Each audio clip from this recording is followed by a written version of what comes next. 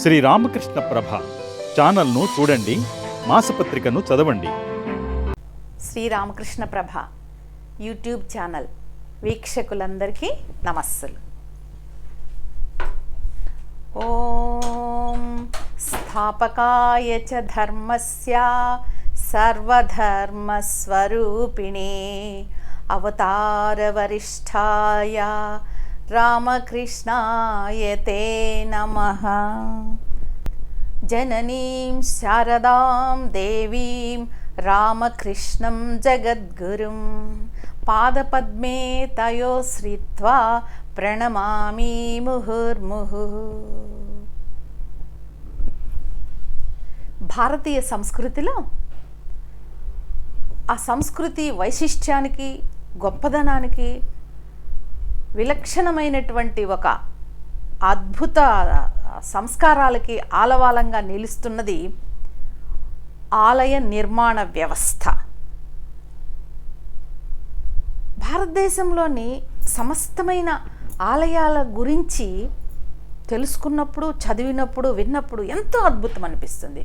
అటు శిల్పకళా రీతి పరంగా కావచ్చు, ఇటు ఒక అద్భుతమైనటువంటి టెక్నాలజీ, ఒక ఎంత శాస్త్ర నైపుణ్యము, ఒక సాంకేతిక నైపుణ్యము, అంతేకాకుండా ఒక ఖగోళ శాస్త్రపరమైనటువంటి విశేషాలన్నింటినీ కూడా ఎంతో అద్భుతంగా ఈ ఆలయ నిర్మాణాలలో ఎన్నో ఆలయాలలో చూపిస్తూ వస్తారు.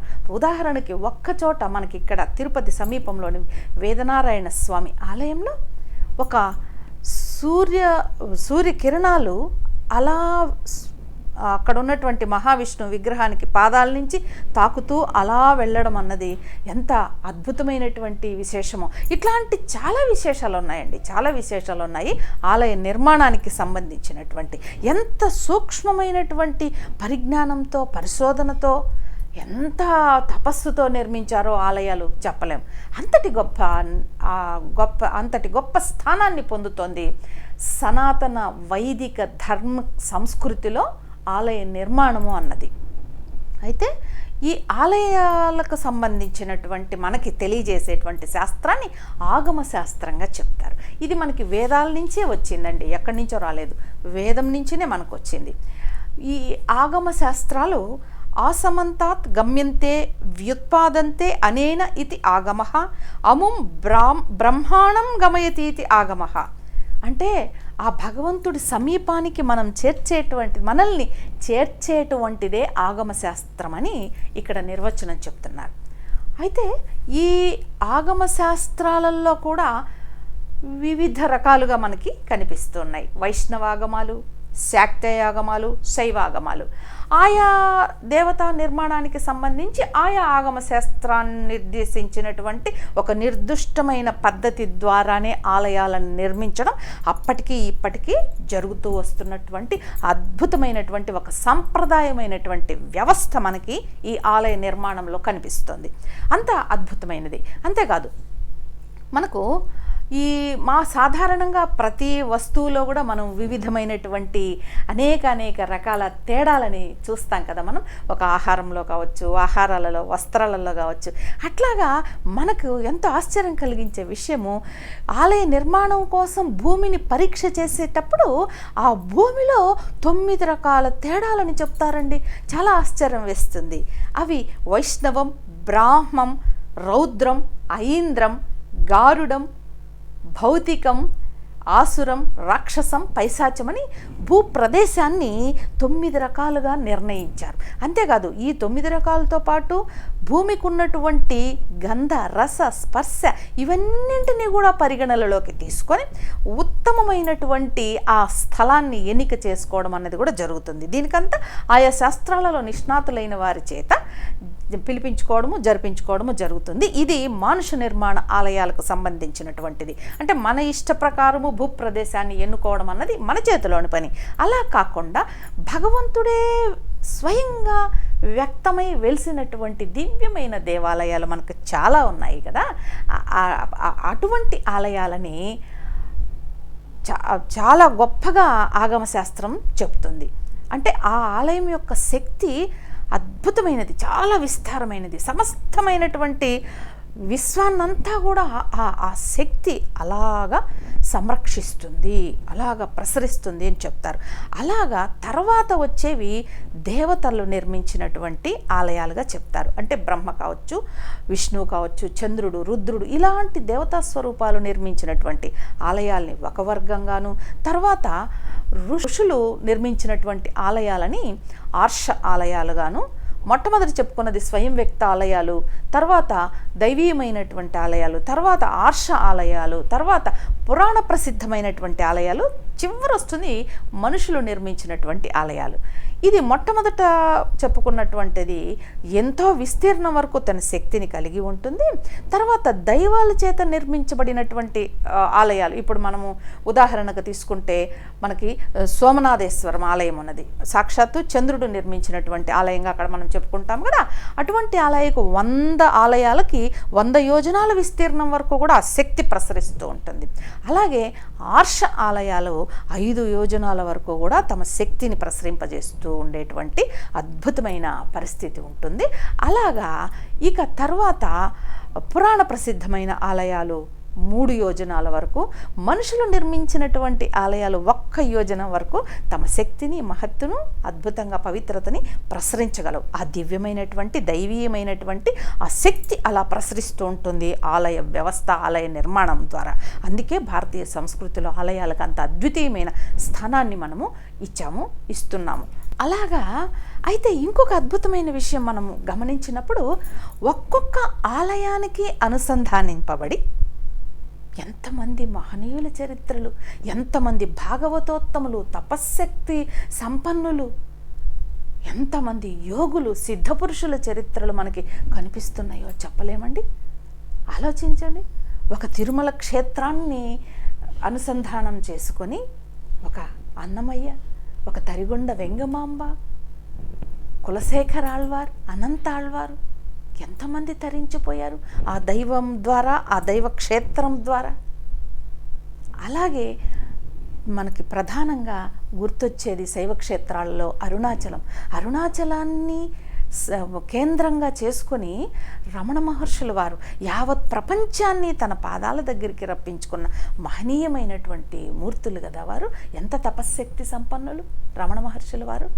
అలాగా తీసుకోండి, ఒక్కొక్క ఆలయము కూడా ఎంత మహాభక్తులకు, మహాసిద్ధ పురుషులకు ఆలవాలంగా వెలిసిల్లింది.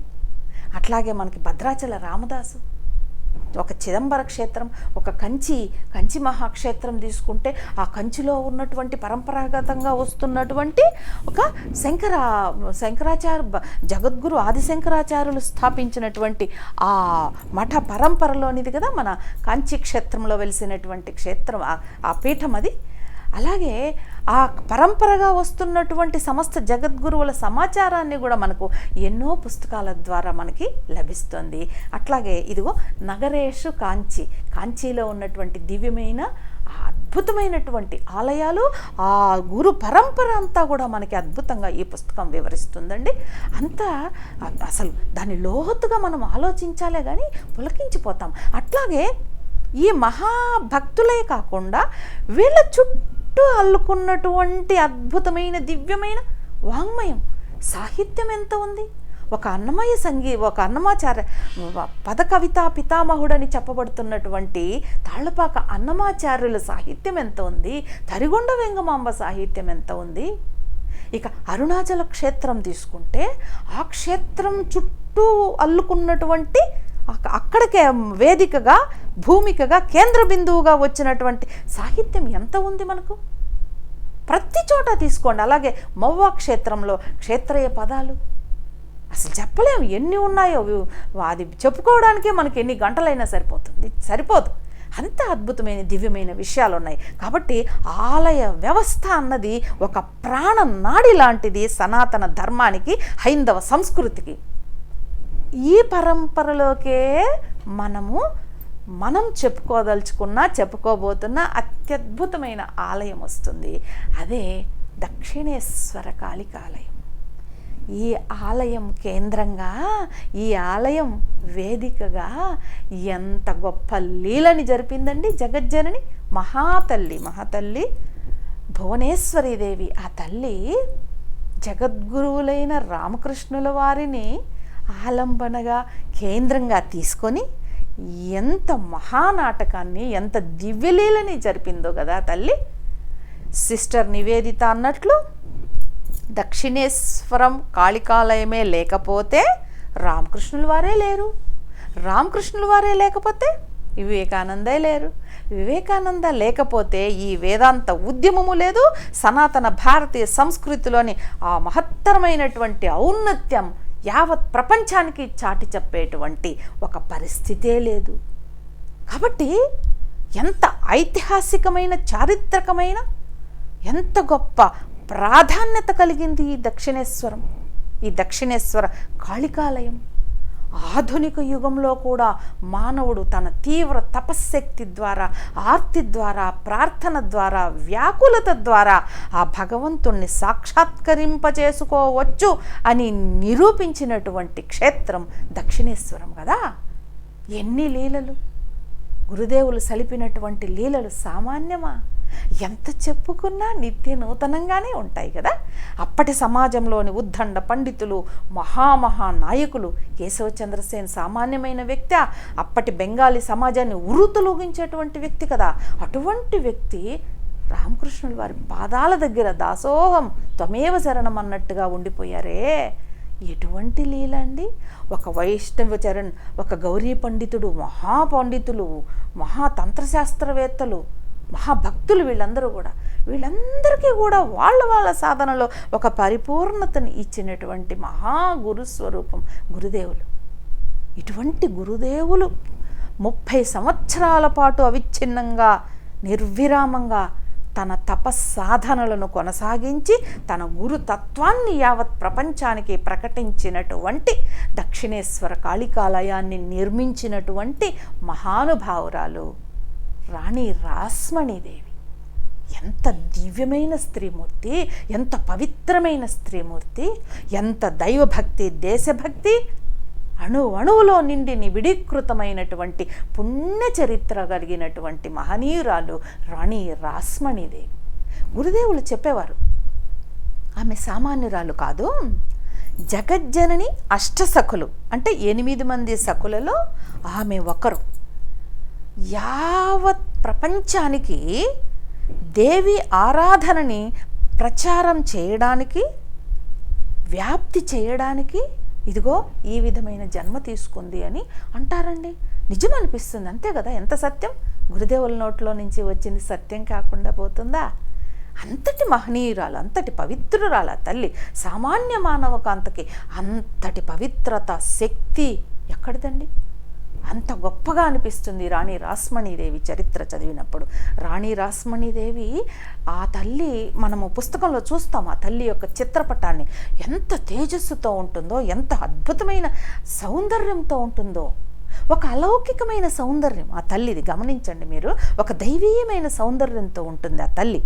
ఇప్పటికీ మనము దక్షిణేశ్వర కాళికాలయం సందర్శించడానికి వెళ్ళినప్పుడు ఆ తల్లి యొక్క పాలరాతి విగ్రహము చుట్టూ ఒక చక్కని మండపము కట్టబడి అద్భుతంగా ముందు లోకమాత రాణి రాస్మణీదేవి అని చెప్పి పలకం మీద రాసి ఉంటారండి. నిజంగా ఎంత శిరసు వంచి నమస్కరించుకుంటామో ఆ తల్లికి. ఎందుకంటే అంత గొప్ప సంస్కృతి పరిరక్షణకి దోహదం చేసింది ఆ తల్లి. ఆ గురుదేవులు ఏదైతే సర్వమత సమన్వయాన్ని తమ సాధనల ద్వారా కనుగొన్నారో దీనికి అంతటికీ ఆలంబన ఆ ఆలయమే కదా. ఆ ఆలయం నిర్మించింది ఆ తల్లి కదా. మరి ఆ తల్లికి ఎంత పాత్ర ఉంది ఇందులో. అంత గొప్ప అద్వితీయమైన చరిత్ర రాణి రాస్మణీదేవిది. ఇదిగో ఈ అతిలోకమైనటువంటి సౌందర్యాన్ని చూసే కలకత్తాకు చెందినటువంటి రాజాచంద్ర రాయ్ అనేటువంటి ఒక మహనీయుడు, ఒక గొప్ప ఐశ్వర్యవంతుడు, అప్పటికే ఆయనకి 2 భార్యలు, పెళ్లి చేసుకోవడం, చనిపోయారు. చాలా విరక్తితో ఉన్నాడు, ఇక అసలు వివాహమే వద్దు అని కూర్చున్నాడు. అటువంటి అతనికి ఈ తల్లిని చూసి వివాహం చేసుకోవాలని అనిపించింది. చాలా ఇష్టపడి వివాహం చేసుకుంటారు ఈ తల్లిని. అయితే ఈ దంపతులు, ఈ జంట ఎంత అద్భుతంగా ఒక పేద సాధల్ని ఆదరించడంలో, తమకున్న సమస్తమైన ఐశ్వర్యాన్ని కూడా సమాజ హితకరమైనటువంటి పనులు చేయడం. ఒక గంగానదికి ఘాట్లు నిర్మించడం, అక్కడక్కడక్కడ మెట్లు నిర్మించడము, ఒక గొప్ప రోడ్డునే నిర్మింపజేశారు వీళ్ళు. తర్వాత ఎన్నో చోట్ల చెరువులు తవ్వించడం మొదలుకొని అసలు ఎన్ని ప్రజోపయోగమైనటువంటి ప్రజలకి ఉపయోగకరమైనటువంటి ప్రజలకు హితం చేకూర్చేటువంటి పనులు చేశారో చెప్పలేమండి, అసలు వర్ణిస్తారు అక్కడ. అదే ఒక పేజీ ఉంది వాళ్ళు చేసినటువంటి అద్భుతమైనటువంటి ఆ ప్రజాహితమైనటువంటి కార్యక్రమాలన్నీ కూడా చేయడం వల్ల అతనికి ఉన్న నిస్వార్థత, పరోపకార పరాయణత, అతని నిజాయితీ ఇవన్నీ చూసి ఆంగ్లేయులు, అప్పటి మనల్ని పరిపాలిస్తున్న వారు ఆంగ్లేయులు కదా, వారికి చాలా గొప్ప రావ్ బహదూర్ అనేటువంటి బిరుదునిస్తారు. అయితే ఈ రాజచంద్ర దాస్ అనేటువంటి ఆయనకి అప్పటి కలకత్తా సమాజంలో మహామేధావులు, ఐశ్వర్యవంతులు, గొప్ప అధికారులు అందరూ కూడా చాలా స్నేహంగా ఆత్మీయంగా మెలిగేవాళ్ళు. వాళ్ళల్లో దేవేంద్రనాథ్ ఠాగూర్ కూడా ఒకరన్నమాట. అట్లా చాలా ఉన్నతమైన కీర్తి ప్రతిష్టలతో ఉన్నటువంటి కుటుంబము వీరిది. ఎవరిది? రాణి రాస్మణీదేవి, వీరి భర్త గారు అయినటువంటి ఆ రాజచంద్రది. అసలు ఆమె ధైర్య సాహసాలు చదివినప్పుడు అనిపిస్తుందండి, అసలు ఎంత గొప్పగా ఈ సంస్కృతిని పరిరక్షించడానికైనా సరే, పేదవారి తరఫున ఒక అన్యాయం జరిగింది అన్నప్పుడు వారి తరఫున న్యాయ పోరాటం జరపడానికైనా సరే ఎంత గొప్పగా బ్రిటిష్ వారితో పోరాటం చేసేది ఆ తల్లి. దానికి చాలా సంఘటనలు వర్ణిస్తారు, మనకు అన్నీ చెప్పుకోవడానికి సమయం లేదు, అంత గొప్పగా వర్ణిస్తారు ఆ తల్లి యొక్క ధైర్య సాహసాలు. ఆ తల్లి ధైర్య సాహసాల మీద అప్పటి సమాజంలో ప్రజలందరూ కూడా పాటలు కట్టి పాడేవారని అక్కడ రాస్తారు. అంత గొప్పగా ఉంటుంది ఆ తల్లి చరిత్ర, రాణి రాస్మణీదేవి చరిత్ర. ఒకానొక సందర్భంలో బ్రిటిష్ వాళ్ళు అతి పేదవాళ్ళైనటువంటి చేపలు పట్టుకునే ఈ జాలర్లకి చాలా ఎక్కువగా పన్ను విధిస్తారు, సుంకం. వీళ్ళందరూ ఆ తల్లి దగ్గర పోయి మొరపెట్టుకుంటారు, ఇంకెవ్వరు వాళ్ళని పట్టించుకోరు అప్పటి రోజుల్లో. ఆ తల్లి వీళ్ళ తరఫున చాలా ఎక్కువ మొత్తం బ్రిటిష్ వాళ్ళకి చెల్లించి పెద్ద స్థలాన్ని ఆ పడవలు పట్టే చోటు అంతా కూడా తన ఆధీనంలోకి తెచ్చుకొని అక్కడంతా కూడా పడవలు రానికుండా వెదురు బొంగులు, గొలుసులు ఇవన్నీ పెట్టి ఆటంకం కలిగిస్తుంది. అప్పుడు ఏ పడవలు రాకుండా అయిపోతాయి. అప్పుడు దిగొస్తుంది బ్రిటిష్ ప్రభుత్వం. అప్పుడు ఆ తల్లి నియమం పెడుతుంది, కండిషన్ పెడుతుంది అనమాట కోర్టు ద్వారా. ఇదిగో ఈ జాలర్లందరూ జీవన భృతిని కోల్పోతున్నారు, ఈ పడవలు ఎక్కువ శబ్దం చేస్తూ రావడం వల్ల చేపలు గుడ్లు పెట్టకుండా అయిపోయే పరిస్థితి వస్తోంది, దాంతో వాళ్ళకి జీవనాధారం పోతోంది అని ఎంతగా పోరాటం చేస్తుందండి. అసలు ఆమె ధైర్య సాహసాలు చదివినా, ఆమె యొక్క ఉదార హృదయం చూసినా చాలా అద్భుతం అనిపిస్తుంది. అటువంటి గొప్ప మహిళ మన రాణి రాస్మణీదేవి. ఇటువంటి తల్లికి జగజ్జనని కలలో కనిపించి తనకు గంగా తీరంలో ఒక ఆలయం నిర్మించమని, అందులో తాను సజీవంగా కొలువై ఉండి ఆ తల్లి యొక్క సమస్తమైన పూజలని, నివేదనలని స్వీకరిస్తానని చెప్తుంది. ఒక సందర్భంలో ఆ తల్లి కాశీ క్షేత్రానికి వెళ్ళాలని సంకల్పం చేసి అన్నీ సిద్ధం చేసుకున్నప్పుడు ఆ జగజ్జనని కనిపిస్తుంది అని రాస్తారు. అప్పుడు గంగానదికి తూర్పు ప్రాంతంలో ఉన్నటువంటి ఒక 20 ఎకరాల స్థలాన్ని ఆ తల్లి ఒక బ్రిటిష్ అధికారి అయిన సుప్రీంకోర్టు న్యాయమూర్తి అయిన హేస్టీ అనేటువంటి ఒక ఆంగ్ల దొర దగ్గర నుంచి ఈ స్థలాన్ని ఆలయ నిర్మాణం కోసం కొంటుంది ఆ తల్లి. అద్భుతంగా ఈ కొన్నటువంటి ఈ స్థలం ఎలా ఉందంటే, అంటే ఇదంతా జగజ్జనని ప్రణాళిక కదా. శాక్తేయ ఆగమాలలో వర్ణించినటువంటి తాబేలు డిప్ప అంటే మధ్య భాగం కొంచెం ఉబ్బెత్తుగా ఉన్నటువంటి ఆలయం శక్తి నిర్మాణానికి చాలా శ్రేష్టమైనదని ఆగమ శాస్త్రాల్లో చెప్తారు. అదిగో అలానే ఉంది మన రాణి రాస్మణీదేవి కొన్నటువంటి ఆ స్థలం. 1847వ సంవత్సరంలో అద్భుతంగా ఆలయ నిర్మాణ పనులన్నీ కూడా మొదలుపెట్టింది మన రాణి రాస్మణీదేవి. ఎంత గొప్ప ఆలయం అండి! జీవితంలో ఒక్కసారన్న చూసి తీరాలి ఆ ఆలయాన్ని, ఆ భవతారిణి కాళికాలయాన్ని. తర్వాత ఆ కాళికాలయం ఎదురుగా ఉన్నటువంటి 12 శివాలయాలు, 12 శివాలయాలు, ఆ అమరిక ఎంత చక్కగా ఉంటుందో. అటు దైవీయమైనటువంటి దివ్యమైన వాతావరణము, అద్భుతమైన శిల్పకళా రీతులు ముగ్ధుల్ని చేస్తాయి, మనల్ని పవిత్రుల్ని చేస్తాయి. అంత అద్భుతమైన దక్షిణేశ్వర కాళికాలయం. ఇక అక్కడ లోపల ఉన్న కాళికా తల్లి అయితే చెప్పలేమండి. అబ్బా, అక్కడ రాస్తారు కదా మన మహేంద్రనాథ్ గుప్తా కథామృతంలో, సృష్టిలోని ద్వంద్వాలకి వైభవాన్వితమైనటువంటి సమన్వయమూర్తి అంటారు. అంటే ఆ తల్లి ఎలా ఉంటుందంటే ఒకవైపు గాంభీర్యంగా ఉంటుంది, ఒకవైపు అమిత కరుణని వర్షిస్తూ ఉంటుంది ఆ విగ్రహం. గమనించండి, అంతా దివ్యంగా ఉంటుంది. అది ఆ విషయాలు చెప్పుకోవడానికి మనకి ఎక్కువ సమయం లేదు, రాణి రాస్మణి గురించే మనం చెప్పుకుందాం. అలాగా ఈ నిర్మాణం అంతా అయిపోయింది. దాదాపు ఎన్నో సంవత్సరాలు పట్టింది తల్లికి, 8 సంవత్సరాల పైనే పడుతుంది అనమాట. అంత అద్భుతంగా నిర్మాణం అంతా అయిపోయింది. ఇంకా చివర ప్రతిష్టాపన చేయాలి, విగ్రహ ప్రతిష్టాపన. ఇక్కడ ఒక సమస్య వచ్చింది మన రాణి రాస్మణి తల్లికి. ఏం సమస్య వచ్చింది అమ్మకి?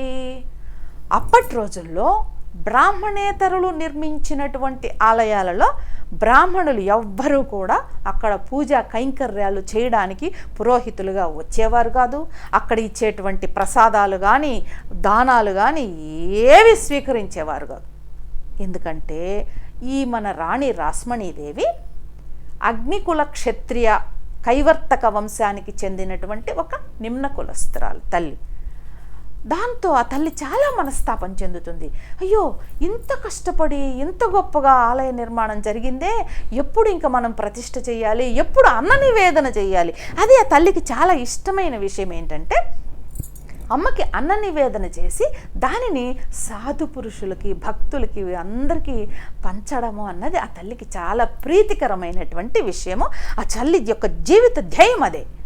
దీనికి ఆటంకం వచ్చింది. ఇప్పుడు దీనికి పరిష్కారం చూపించమని అప్పటి రోజులలో ఉన్నటువంటి గొప్ప గొప్ప పూజారులు, పండితులు, శాస్త్రవేత్తలు వీళ్ళందరికీ లేఖలు రాసి పంపిస్తుంది ఆ తల్లి. ఎవ్వరు కూడా దీనికి సమ్మతించరు, దీనికి పరిష్కారము చూపించరు. అప్పుడు రాణి రాస్మణి దగ్గర మహేష్ నాథ్ అనేటువంటి ఒక ఉద్యోగి, ఆయనకి ఈ రామ్ కుమార్ గురించి తెలిసి రామ్ కుమార్ దగ్గరికి, ఎవరు మన గురుదేవుల యొక్క అన్నగారైనటువంటి రామ్ కుమార్, అప్పటికి ఆయన 1882 సంవత్సరంలో కలకత్తా నగరానికి వచ్చి అక్కడ ఒక సంస్కృత వేద పాఠశాలను నిర్వహిస్తూ ఇండ్లల్లో పౌరోహిత్యం చేసుకుంటూ తనకు సహాయంగా గురుదేవుల్ని కూడా, రామకృష్ణుల వారిని కూడా తీసుకొచ్చారు కలకత్తాకి. అటువంటి రామ్ కుమార్ గారి దగ్గరికి పంపిస్తుంది రాణి రాస్మణీదేవి. ఆయన ఒక్కరు చెప్తారండి పరిష్కారం. ఇంకా రాణి రాస్మణీదేవి ఎంత పొంగిపోతుందంటే ఒక చక్కటి పరిష్కారం చూపిస్తారు. కేవలం మూర్ఖంగా శాస్త్రంలో చెప్పిన దాన్ని పట్టుకునే ఇది కాకుండా ఎంత గొప్పగా పరిష్కారం చూపిస్తారంటే ఆయన, మీరు మొత్తం ఈ ఆలయానికి సంబంధించిన సమస్తమైనటువంటి అన్ని విషయాల్ని కూడా ఒక దానపత్రం ద్వారా, ఈ ఆస్తి మొత్తం అంటే దేవాలయం స్థలము కావచ్చు, నిర్మాణం కావచ్చు, తర్వాత ఉత్తరోత్తర జరగబోయేటువంటి అన్నీ కూడా ఒక అధికారం అంతా కూడా ఒక మీ బ్రాహ్మణుడికి దానం ఇచ్చినట్లుగా మీరు ఇచ్చి, తర్వాత మీరు ఒక ధర్మకర్తగా, కార్యనిర్వాహకురాలిగా దీనిని నిర్వహించవచ్చు అని ఒక చక్కటి ఉపాయము, పరిష్కారము చూపిస్తారు ఆ సమస్యకి. పొంగిపోతుంది తల్లి. ఎంతో గొప్పగా ఆయన బుద్ధి సూక్ష్మతని మెచ్చుకుంటుంది. మీరే వచ్చి ఇది కూడా నిర్వహించండి, ఎప్పుడు ఏది ఈ ఆలయ అమ్మవారి యొక్క ప్రతిష్టాపనోత్సవం అని చెప్పి వేడుకుంటూ పత్రం రాసి పంపిస్తుంది. మొదట్లో రామ్ కుమార్ గారికి నచ్చదు. ఎందుకంటే వాళ్ళ నాన్నగారు క్షుదీరామ్ చట్టోపాధ్యాయ పరమనిష్ఠాగరిష్ఠుడు. ఆయన అప్పటి సద్బ్రాహ్మణులు ఆచరించేటువంటి సమస్తమైన దివ్యమైన ఆచారాలన్నీ కూడా తూచా తప్పకుండా అంత ఖచ్చితంగా ఆచరించేటువంటి వారు, శూద్రుల నుంచి ఏ విధమైనటువంటి ఇది కూడా స్వీకరించని ఒక గొప్ప నియమము, నిష్ఠ కలిగి ఉండేవారు. దానికి ఉన్నది. అలాంటి కుటుంబంలో నుంచి వచ్చినటువంటి ఆయన మొదటి ఇష్టపడరు, కానీ మెల్లగా నచ్చజెప్పడం వల్ల అందరూ అది అమ్మవారి యొక్క కార్యక్రమం కదా, ఇందులో ఏమీ తప్పు లేదు అన్నట్టుగా సర్ది చెప్పుకొని వెళ్ళి ఆ కార్యక్రమం అంతా చాలా గొప్పగా నిర్వహిస్తారు. 1855 సంవత్సరం మే నెలలో స్నానయాత్ర అనేటువంటి ఒకానొక దివ్యమైన ఉత్సవం రోజు ఈ ఆలయ ప్రతిష్టాపనోత్సవం, కుంభాభిషేకం అత్యంత వైభవంగా నిర్వహిస్తుందండి ఆ తల్లి. అక్కడ రాస్తారు. అసలు యావత్ భారతదేశం నుంచి పండితులు, శాస్త్రవేత్తలు, కళాకారులు, వివిధ రంగాలలో ప్రతిభా విశేషాలు కలిగిన వాళ్ళందరినీ కూడా అంత గొప్పగా సన్మానిస్తుంది. అక్కడ బంగారు కాసులు, పట్టు వస్త్రాలు, అమూల్యమైనటువంటి బహుమానాలు ఎన్నింటిని ఇస్తుందో తల్లి ఎంతో ధనాన్ని వ్యయం చేస్తుంది. అక్కడ ఏం రాస్తారంటే నిశ్చయంగా ఆమె జీవితంలో ఇదే ఒక అత్యున్నతమైనటువంటి ఉత్కృష్టమైనటువంటి సాధన అని రాస్తారు. అంటే ఆ తల్లి ఐశ్వర్యానికి, ధనానికి, ఆ తప్పించిపోయినటువంటి ఆ ఆర్తికి అన్నిటికీ కూడా అంత గొప్ప స్థాయిలో ఆ తల్లి అక్కడ నిర్వర్తించింది ఆ కార్యక్రమాలన్నీ కూడా. దానికి తగ్గట్టే ఆ తర్వాత ఫలితం కూడా రాబోతోంది కదా. జగద్గురువులైనటువంటి రామకృష్ణుల వారికి అమ్మ అక్కడ ఏ విధంగా అనుగ్రహించి, సాక్షాత్కరించి, అంటిపెట్టుకొని నిరంతరము ఆయనని సంరక్షిస్తూ, అబ్బా ఏమి దివ్యమైన చరిత్ర అండి. దీనికి అంతటికీ మూలభూతురాలు, ఈ పరిస్థితిని కల్పించినటువంటి దివ్యమైనటువంటి మహనీయురాలు కదా రాణి రాస్మణీదేవి. ఆ తల్లే లేకపోతే భవతారిణి కాళికాలయం ఎక్కడుంది? ఇంతాక చెప్పుకున్నట్లు రామకృష్ణుల వారి సాధనలు ఎక్కడ చేయగలరు? అంత విచిత్రమైన విషయం. అయితే ఈ రాణి రాస్మణీదేవి నిర్మించినటువంటి ఆలయంలో ఎంతో గొప్పగా జరుగుతోంది. సాధువులని అంత గొప్పగా గౌరవిస్తున్నారు, ఆదరిస్తున్నారు, వారికి కావలసిన సమస్తమైన సౌకర్యాలన్నీ కూడా సమకూరుస్తున్నారని మొత్తం ప్రజలందరికీ తెలిసిపోయింది. ఎందుకంటే ఇది మహాపుణ్యక్షేత్రమైన పూరికి వెళ్ళేటువంటి దారిలో ఉన్నటువంటి క్షేత్రం. అటు పూరికి వెళ్ళేవాళ్ళు మొత్తం అప్పుడు తీర్థయాత్రలు చేయడం అన్నది చాలా ప్రధానమైన విషయం కదా మన సంస్కృతిలో, అప్పటికీ ఇప్పటికీ కూడా. కాకపోతే అప్పుడు అంతా కూడా కాలినడకనే వెళ్ళేవాళ్ళు కదా. అక్కడ చాలామంది సేదతీరి ఈ ఆతిథ్యాన్ని ఎంతో సంతోషంగా పుచ్చుకొని మనస్ఫూర్తిగా రాణి రాస్మణీదేవిని దీవించేవారు, ఆశీర్వదించేవారు, పొంగిపోయేవారు ఆ తల్లి చేసేటువంటి ఆ సాధు సేవ చూసి. అంత గొప్పగా ఉండేది ఆ దక్షిణేశ్వర కాళికాలయంలో రాణి రాస్మణీదేవి నియమాన్ని అనుసరించి సాధువులకు చేసేటువంటి ఉపచారాలు, సౌకర్యాలు అన్నీ కూడా యావత్ భారతదేశంలో ఇది ప్రఖ్యాతి చెందిపోతుంది. అలాగా ఈ రాణి రాస్మణీదేవి ఇంత గొప్పగా ఇన్ని కార్యక్రమాలు నిర్వహించడానికి చేదోడు వాదోడుగా ఆ తల్లికి అల్లుడు మధురనాథ్ విశ్వాస్, ఈయన కూడా రామకృష్ణుల చరిత్రలో చాలా గొప్ప పాత్ర పోషిస్తారు. ఆయన సామాన్యుడు కాదు. అంత గొప్పగా గురుదేవుల్ని ఎంతగా సేవించుకుంటారో చెప్పలేము. ఈ తల్లికి 3 కుమార్తెలు, పద్మమణి, కుమారి, కరుణామయి, జగదాంబ. 3వ కుమార్తె అయినటువంటి కరుణామయి అన్న స్త్రీమూర్తిని, ఆ తల్లిని వివాహం చేసుకున్న వ్యక్తి మధురనాథ్ విశ్వాస్. అయితే కొద్ది కాలానికి పాపం ఆ కుమార్తె మరణిస్తుంది, 3వ కుమార్తె. ఈ 3 అల్లుళ్ళల్లో కూడా ఈ మధురనాథ్ విశ్వాస్ బాగా చదువుకున్నటువంటి, చాలా గొప్ప కార్యదక్షత కలిగినటువంటి వ్యక్తి. ఇతనిని తన 4వ కుమార్తె అయిన జగదాంబదాసిని వివాహం చేసుకోవాల్సిందిగా కోరుతుంది ఆ తల్లి. అలాగే మధురనాథ్ వివాహం చేసుకుంటాడు 4వ కుమార్తెను. ఈ మధురనాథ్ విశ్వాస్ సమస్తమైన కార్యక్రమాల్లో ఎంతో ఇదిగా ఉంటారు మన రాణి రాస్మణీదేవికి. రామ్ కుమార్ గారు ఎప్పుడైతే ఈ ప్రతిష్టాపనోత్సవానికి వచ్చారో అప్పుడు మన గురుదేవులు కూడా, ఆలయం ఇది కదండి అమ్మవారిది, పైగా గంగా తీరం, గంగానది అంటే గురుదేవులకి ఎంత ప్రేమో, ఎంత ఆరాధనో, ఎంత భక్తో చెప్పలేం, తెలిసిందే కదా. బ్రహ్మవారి అని పిలిచేవారు గంగానదిని. సాక్షాత్ శుద్ధ పరబ్రహ్మమే నీరుగా మారి ప్రజల పట్ల, యావత్ మానవాళి పట్ల దయతో, ప్రేమతో ఆ విధంగా ప్రవహిస్తోంది అని గురుదేవులు ఇంకా చాలా గొప్పగా వర్ణిస్తారు గంగా తల్లిని. అట్లాగా ఈ చూడడానికి, ఈ ఉత్సవాన్ని చూడడానికి వచ్చారు మన గురుదేవులు. చాలా గొప్పగా అంతా కూడా మొత్తం అంతా కూడా చూశారు. తర్వాత వెళ్ళిపోయారు. ఎక్కడికి? జాంపకూర్ అనేటువంటి ప్రదేశంలో, కలకత్తా నగరంలో వాళ్ళ అన్నగారు ఆయన ఉంటున్నటువంటి ఆ ప్రదేశానికి వెళ్ళిపోతారు. సరే, మళ్ళీ మరుసటి రోజు వస్తారు. ఇంకా అన్న ఇంటికి వస్తాడు కదా, రావాలి కదా అని. అన్న అప్పుడేం వచ్చే పరిస్థితి కనపడలే. సరే, వెళ్ళిపోయి మళ్ళీ వారం రోజుల తర్వాత మళ్ళీ వస్తారు. అప్పటికి రామ్ కుమార్ గారు నిశ్చయం చేసుకున్నారు ఈ ఆలయంలో పూజారిగా కొనసాగడానికి. ఎంత గొప్ప మలుపు చూడండి. మొట్టమొదటి అసలు రావడానికే ఇష్టపడనటువంటి వ్యక్తి అక్కడ ఈ అత్తగారు అల్లుడు చూపించేటువంటి అమితమైనటువంటి ఆదరపూర్వకమైన ప్రవర్తన, ముఖ్యంగా అమ్మ ఆకర్షణ. అక్కడ అమ్మ ఆకర్షణ, ఇదంతా గొప్ప ప్రణాళిక కదా తల్లిది. అక్కడ ఉండిపోవాలనుకుంటున్నానని చెప్తారు. గురుదేవులు సతమతమైపోతారు, ఏం అర్థం కాకుండా తల్లడిల్లిపోతారు. ఇదేంటిది, అట్లాంటి వాళ్ళు కట్టించిన గుడిలో అన్న పూజారిగా ఉండడం ఏంటి, ఇక్కడే ఉండిపోతానంటున్నాడే, ఏం చేయాలో తోచకుండా అలా తిరుగుతూ ఒక నెల రోజుల పాటు దక్షిణేశ్వరంలోనే ఉంటారన్నమాట. అప్పుడు రాణి రాస్మణీదేవి మన వాళ్ళ అల్లుడైనటువంటి మధురనాథ్ విశ్వాసు బాగా గమనిస్తారు గురుదేవుల్ని. ఎంత సౌమ్యమైనటువంటి రూపము, చక్కటి ప్రవర్తన, ఆ నియమనిష్టలు, ఆ భక్తి పారవస్యం అన్నీ గమనిస్తారండి. అన్నీ చాలా బాగా పరిశీలిస్తారు. పరిశీలించిన తర్వాత ఎందుకో ఒక గొప్ప ఆకర్షణ కలుగుతుంది గురుదేవుల పట్ల. గురుదేవుల నైజమే అది కదా, జన వశీకరణ శక్తి, సర్వాకర్షణ శక్తి గురుదేవుల్లో ఉంది కదా. అట్లా తమ ఆలయాల్లోనే ఒక పూజారిగా ఉండమని వేడుకుంటాడు మన మధురనాథ్ విశ్వాస్. కానీ గురుదేవులు అందుకు సమ్మతించరు. అదే సందర్భంలో గురుదేవుల మేనల్లుడైనటువంటి హృదయరామ్ ముఖోపాధ్యాయ ఒక ఉద్యోగం కోసము, జీవన భృతి కోసము తన మేనమామలు ఇక్కడ ఉన్నారని, వాళ్ళ దగ్గర ఏదన్నా పని దొరుకుతుందని వచ్చాడు పాపం ఈ హృదయరామ్ కూడా తర్వాత గురుదేవులకి ఎంతో గొప్పగా సేవలు చేసుకుంటాడు ఇక్కడే ఉండి.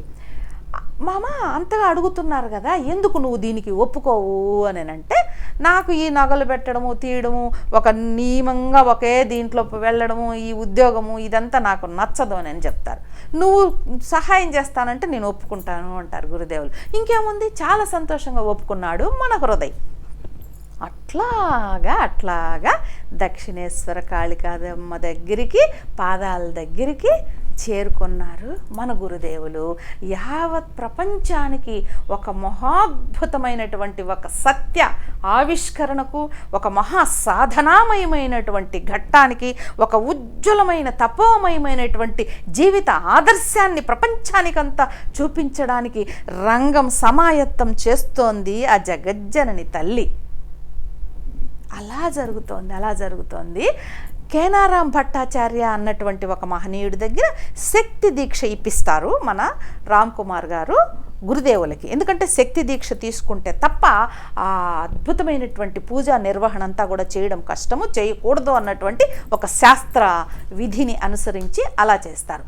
కేనారాం భట్టాచార్య ఆ దీక్ష ఇచ్చినప్పుడు ఆయన ఆశ్చర్యపోతాడు అమితంగా. ఆహా, ఇలా దీక్ష ఇవ్వడము, మంత్రదీక్ష, అలా సిద్ధి పొందారు గురుదేవులు. మనస్ఫూర్తిగా దీవిస్తాడు ఆ మహానుభావుడు. అట్లాగా మొదలవుతుంది దక్షిణేశ్వరంలో మన గురుదేవుల సాధన. ఇక ఆ మంత్రజపాన్ని పట్టుకుంటారు గురుదేవులు. ఇలా జరుగుతూ ఉండగా మధురనాథ్ విశ్వాసు, రాణి రాస్మణీదేవి ఒక గొప్ప సందర్భంలో అక్కడే ఈ ద్వాదశ శివాలయాలతో పాటు రాధాకాంత ఆలయం అని ఒక విష్ణు ఆలయం, కృష్ణుడి యొక్క ఆలయం చక్కగా ఉంటుంది. ఆలయం కూడా ఉంటుందండి. ఆ ఆలయంలో ఒక సందర్భంలో క్షేత్రనాథ్ అనేటువంటి ఒక పూజారి ఆ కృష్ణ విగ్రహాన్ని కింద పడేయడంతో కాలు కొంచెం ఆ విగ్రహానికి విరిగిపోవడం జరుగుతుంది. అప్పుడు ఒక పెద్ద సమస్య వస్తుంది రాణి రాస్మణీదేవికి. ఈ విగ్రహాన్ని ఏం చేయాలి? అందరూ ఏం చెప్తారు, శాస్త్రవేత్తలు, పండితులు, లేదు దాన్ని నిమజ్జనం చేసేసి కొత్త విగ్రహం ప్రతిష్టాపన చేసుకోవాలి అంటారు. కానీ అమ్మకి మనసు రాదు రాణి రాస్మణీదేవికి. గురుదేవులు ఏం సలహా ఇస్తారో తెలుసునండి, ఎంత చమత్కారంగా, ఎంత వివేకంతో ఇస్తారో చెప్పలేం. రాణి రాస్మణి అల్లుళ్ళల్లో ఎవరికైనా కాలు విరిగిపోతే ఆ అల్లుడిని వదిలేస్తుందా, వైద్యం చేస్తుందా అని చాలా తర్కబద్ధంగా, హేతుబద్ధంగా భలే స్పందిస్తారు ఇద్దరు కూడా, రాణి రాస్మణి, మధురనాథ్ విశ్వాస్. అవును కదా అని గురుదేవుల పట్ల వాళ్ళకున్నటువంటి ఆ ఆకర్షణ, ఆ ఆదరాభిమానాలు ఎంతో రెట్టింపు అయిపోతాయి ఈ సంఘటనతో. గురుదేవులే చాలా నైపుణ్యంగా ఆ కాలుని అతికిస్తారు. ఎందుకంటే చాలా చిన్నప్పుడే గురుదేవులు కామార్పుకూరులో దేవీ దేవతల విగ్రహాలు తయారు చేసే వాళ్ళ దగ్గరికి వెళ్ళి ఆ విగ్రహాలలో ఒక గొప్ప అంతర్ముఖత్వము, దైవత్వము, కరుణ ఎలా ఉట్టిపడాలి అని వాళ్ళకే నేర్పించేవారు గురుదేవులు. అట్లాంటి గురుదేవులు కదా ఆ గురుదేవులు. అలాగా చాలా అద్భుతంగా ఆ దానిని చేస్తారు. అప్పుడు రాధాకాంత ఆలయంలో పూజారిగా మొట్టమొదట కుదురుకుంటారు మన గురుదేవులు. ఇలా జరుగుతూ ఉండగా దురదృష్టవశాత్తు 1855లో ప్రతిష్టాపన అయితే 1856లో రామ్ కుమార్ గారు పరమపదిస్తారు. చాలా అనూహ్యమైన సంఘటన ఇది. గురుదేవుల జీవితంలో కూడా చాలా బాధపడతారు, ఎంతో విలపిస్తారు, ఇంకా తీవ్రంగా అంతర్ముఖులవుతారు గురుదేవులు. ఎక్కువ సమయము ఈ కాళీమాత అయితే ఆయన ఉండంగానే ఎందుకో మరి కాళీ ఆలయంలో అర్చనకి గురుదేవుల్ని సమాయత్తం చేసి సిద్ధం చేసి అన్నీ నేర్పించి అక్కడ వినియోగిస్తారనమాట గురుదేవుల్ని. అప్పుడే మొదలైపోతుంది అమ్మ ఆరాధన అన్నమాట. అక్కడ మొత్తం పూజా కార్యక్రమాలు అయిన తర్వాత వంగదేశంలో ఉన్నటువంటి ముందు అమ్మ సాక్షాత్కారం పొందిన భక్తులు రచించిన పాటలని శ్రావ్యంగా అస్సలు గంధర్వులు సైతం అద్భుతంగా అంతటి మాధుర్యభరితమైనటువంటి కంఠంతో గురుదేవులు ఆ పాటల్ని పాడేవారు. పాడుతూ పాడుతూ ఆ భావనలో ఎంత లయించిపోయేవారంటే ఆ భావనతో మమేకమయ్యి వెక్కి వెక్కి ఏడుస్తూ ఆ కన్నీళ్ళు అలాగా ధారలు కట్టేసేవి. అమ్మ కోసం అంత పరితపించేవారండి. ఆ దర్శనం కోసము, ఆ సాక్షాత్కారం కోసము అంత ఆర్తితో, అంత వేదనతో, అంత క్షోభతో తల్లి గురించి ప్రార్థన చేసేవారు మహానుభావులు మన గురుదేవులు. ఇదంతా కూడా గమనిస్తారు మధురనాథ్ విశ్వాసు, రాణి రాస్మణిదేవి. అయితే ఈ విధమైన దివ్యోన్మత్తత ఎక్కువైపోవడము, తర్వాత అమ్మ దర్శనం జరగటము, ఆ దర్శనం అయిన తర్వాత గురుదేవుల ప్రవర్తన మారిపోయి అందరూ చూసే వాళ్ళకి, మిగతా ఆలయ సిబ్బందికి అందరికీ కూడా ఈయన ఏదో పిచ్చి చేష్టలు చేస్తున్నాడు, విపరీతమైన చేష్టలు చేస్తున్నాడు అని మధురనాథ్కి చెప్పడము. మధురనాథ్ వచ్చి చూస్తాను, మీరెవ్వరు ఏం కల్పించుకోవద్దండి అని చెప్పి వచ్చి చూసి ముగ్ధుడైపోతాడండి. ఆహా, జగజ్జననితో ఇంత సాన్నిహిత్యంతో, ఇంత ఆరాధనాభావంతో, ఇంత బాలక స్వభావంతో, ఇంత సరళంగా, ఇంత స్వచ్ఛంగా, ఇంత నిష్కల్మషంగా, ఇంత దివ్య పారవస్యంతో ఉన్నటువంటి ఈ మహనీయుడికి తప్పకుండా దైవ సాక్షాత్కారం జరిగింది అన్న విషయాన్ని మధురనాథ్ విశ్వాస్ పసికట్టి ఆ తల్లికి, రాణి రాస్మణీదేవికి కూడా ఈ విషయము తెలియజేస్తాడు. ఎంత గౌరవం చూపిస్తారో రాణి రాస్మణీదేవి, మధురనాథ్ విశ్వాసం. ఏముందండి, గురుదేవులు ఒక బడుగు పేద బాపనయ్య మన గురుదేవులు. ఏముంది ఆయన దగ్గర? ఆ దైవీ శక్తి, ఆ తపశ్శక్తి, ఆ యోగశక్తి తప్పితే ఏముంది? దానికే దాసోహమైపోయారు. ఎందుకంటే మిగతా ఆలయ సిబ్బంది, అక్కడ పనిచేసే మిగతా వేరే పూజల్లో సహకరించేటువంటి మిగతా పూజారులు, అర్చకులు కావచ్చు, ఎంత పెద్ద ఆలయము, ఎంతమంది సిబ్బంది అక్కడ, వాళ్ళందరూ కూడా వ్యతిరేకించేవారు రామకృష్ణుల వారిని. ఆయన ఒక విపరీతమైన ఉన్మాద ప్రవర్తన చూసి దానికి తగినట్టు ఒకానొక సంఘటన జరుగుతుంది. అమ్మకి, రాణి రాస్మణి తల్లికి గురుదేవులు పాడే పాటలు అంటే చాలా ప్రాణం, ఇష్టం. ఎందుకంటే హృదయ లోతుల్లోకి అలా చొచ్చుకొని పోయి అక్కడ రాస్తారు. ఒక రూప భావ తరంగాలని మేల్కొల్పేవి వినేవాళ్ళ శ్రోతల యొక్క హృదయాలలో రాస్తారండి. అంటే అది వింటుంటే మన కళ్ళ ముందు ఆ దైవీయమైన దృశ్యాలు, ఆ భావన మనకి వచ్చి తీరుతాయన్నమాట.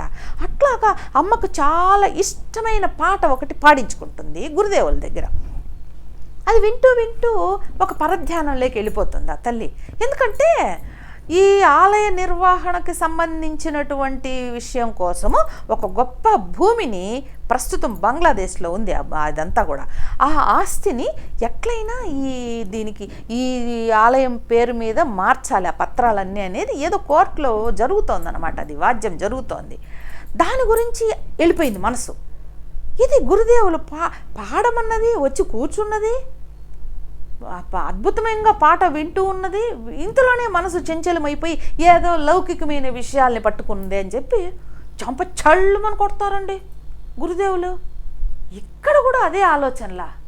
ఎక్కడికొచ్చి కూర్చున్నావు, జగజ్జనని ముందు కూర్చున్నావు, చూస్తున్నావు, దర్శించుకుంటున్నావు, వింటున్నావు, ఇప్పుడు అట్లాంటి ఆలోచన చేస్తావా? లౌకిక సంబంధమైనటువంటి తుచ్చమైన ఆలోచన వస్తుందా నీకు అసలు అని చెప్పి తీసి చంప చళ్ళు అనిపిస్తారు, ఉలిక్కి పడతారు, నిశ్చేష్టులైపోతారు.